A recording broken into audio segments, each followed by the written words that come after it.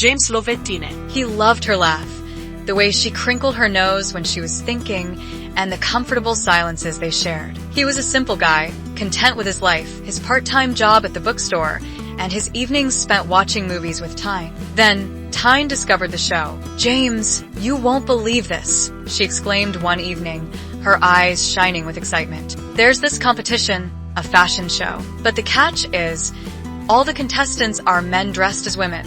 And the prize money is insane." James chuckled. "That sounds interesting." Tyne's face lit up. She grabbed his hands, her enthusiasm infectious. "Imagine the possibilities. Plus," she paused, a mischievous glint in her eyes, "I think you'd be amazing." "See," she said, twirling. "You could do this, James. You have the bone structure, the height. Think of the money."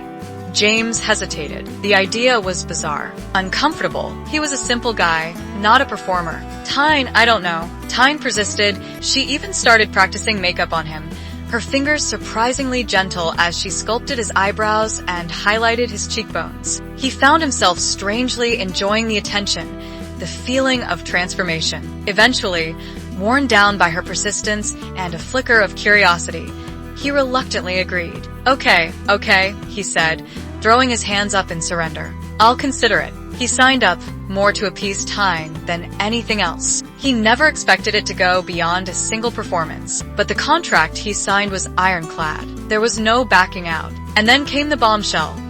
"During this show, some physical changes will be made to your body, which you will have to accept." Panic flared in James's chest. What had he gotten himself into? The training was intense. Hours spent learning to walk in heels that felt like instruments, mastering makeup techniques that seemed impossibly complicated, and mimicking feminine gestures. He was surrounded by other men, all equally out of their comfort zones, all driven by the promise of money and the thrill of transformation. Then came the surgeries. Found disconnect from his own body, a sense of alienation he couldn't shake. The face feminization surgery was even more unsettling. Seeing his reflection change, his jawline soften, his features become more delicate, was like watching someone else take over his life. He excelled in the shows. He learned to embrace the persona, to captivate the audience with his beauty and grace. He was no longer James, the simple bookstore employee. He was a glamorous performer, desired and admired. And he was winning. He reached the final round. He was close to winning the grand prize, the life-changing sum of money that Tyne had dreamed of. But the changes he had undergone were more than just physical. The hormones, the constant immersion in a feminine world, were transforming him from the inside out. He felt emotions he had never experienced before, desires he had never considered. He won. He was showered with confetti, applause ringing in his ears, the check clutched tightly in his hand. Tyne rushed onto the stage, ecstatic. "You did it, James. We did it," she cried, throwing her arms around him. "Now you can be my boyfriend again. We can live happily ever after." But James, or rather, the woman he had become, looked at her with a newfound clarity. He saw the past with fresh eyes. He realized that the money, the prize, wasn't what mattered anymore. It was the transformation, the discovery of his true self, that had changed everything.